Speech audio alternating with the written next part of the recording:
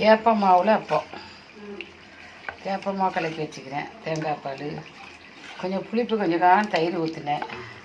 ஆப்பசூடாக போடையில் உப்பு சாப்பாடு வைக்கிது.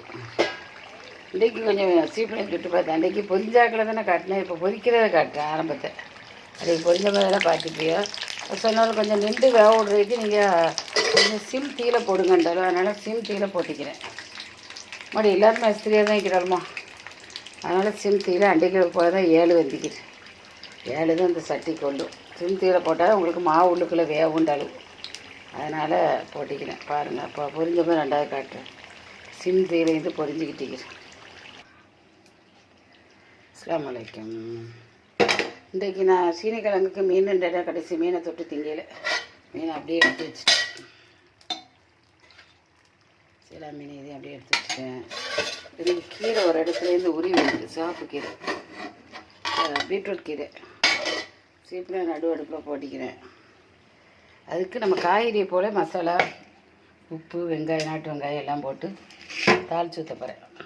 பிஸ்மில்லாஹ்.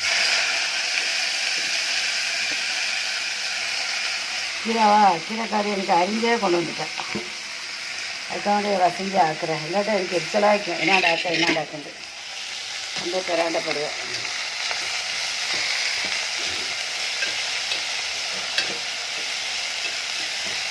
கீரை 2 பேர் சாப்பிட்டுக்கலாம். என்னோட 2 பேருக்கும் எனக்கு ஆக்கே இட மாட்டேங்குதுமா. இறால் மறந்துட்டேன். இறால்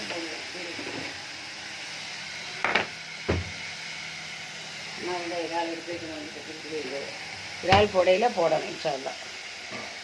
இறாலும் போட்டு சுட்டு போல் தேங்காய் பால்லையே வசக்கிடுவேன். இது ஒரு மனுஷர் சொன்னால் கொஞ்சம் நின்று பொரிய விடுண்டோ. தேங்காய் பால்லையே வெந்துடும்.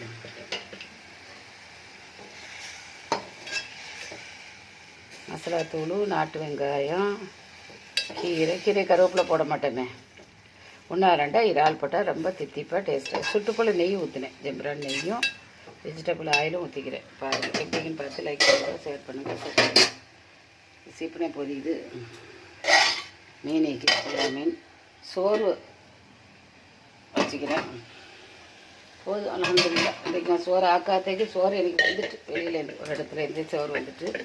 கீரைக்காரி கொண்டு வந்தேன். மீன் வைக்குது. அப்போ நைட்டுக்கு சோற்ற விழுக்கிற வேண்டியதான். ஏன்னா பாலையில் சீனிக்கிழங்கு தான் திண்டேன்.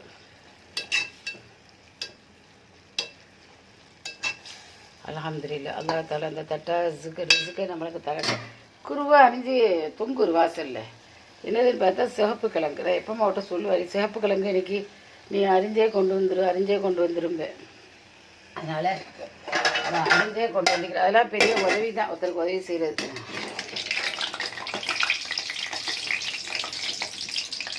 சீக்கிரம் சுட்டு பழகிட்டேன்னா சீக்கிரத்து மேலே ஒரே பெரிய பொடி மாவும் இருந்துருது. விருப்பம் இடையில 2 அப்பளத்தையும் பொரிச்சு எடுத்துக்கலாம். சரி, பார்த்துட்டு லைக் பண்ணுங்கள், ஷேர் பண்ணுங்கள், சப்ஸ்கிரைப் பண்ணுங்கள். காட்டினா சோறு, மீன், கீரை, சோறு நைட்டுக்கு. அல்ஹம்துலில்லாஹ். இது சஹர் போல் அவிடும். அஸ்ஸலாமு அலைக்கும்.